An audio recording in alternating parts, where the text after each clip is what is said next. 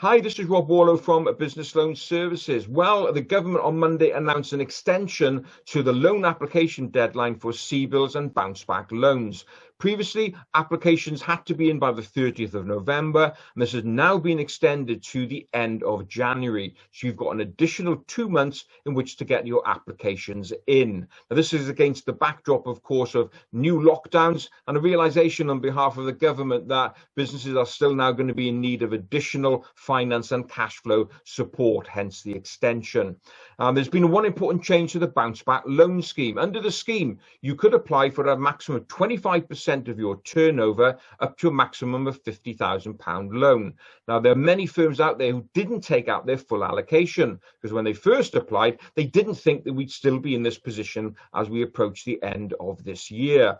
So with circumstances continuing to change, you now feel you may have to apply for more. So what the government has allowed you to do now from next week, you can go to your lender and apply for a top up if you didn't previously take your full application. So it may release an extra 10, 15 or £20,000, which could be a lifeline and allow you to continue trading. So good kind of concession there on behalf of the government.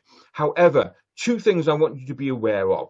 First of all, over the many last couple of bulletins that I've been doing every week in my business finance bulletin, I've been highlighting the fact that there are concerns by many business groups about the level of unsustainable debt that businesses are taking on. The last figures from HM Treasury show that approximately £62 billion has been borrowed by businesses under these various schemes.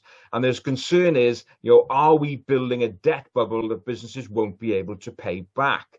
So my kind of appeal to you is, if you are thinking of applying for a CBILS for the first time or a top up to your bounce back loan, think carefully. Are you just digging a bigger hole for yourself? Are you kind of just delaying the inevitable, kicking that proverbial can down the road?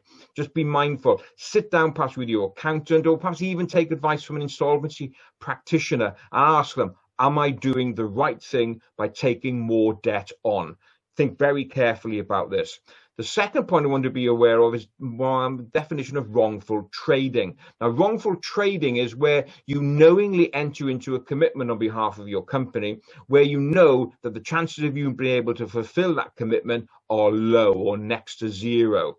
Now, back in the summer, the government didn't want to kind of prevent businesses from applying for finance, even though they were technically in trouble. So they lifted this definition of wrongful trading. And that was expiring on the 30th of September. Now, as I record this, that definition is still now in place. There's no new extension. So if you are entering into this debt and you knowingly know that you cannot pay it back, then you could be accused of wrongful trading. Just something to bear in mind. Chances of that happening pretty slim, but it is there. You need to make sure you're making the right decision for your business. And it goes back to this first point I made about taking on debt, making it really unsustainable for you to pay back.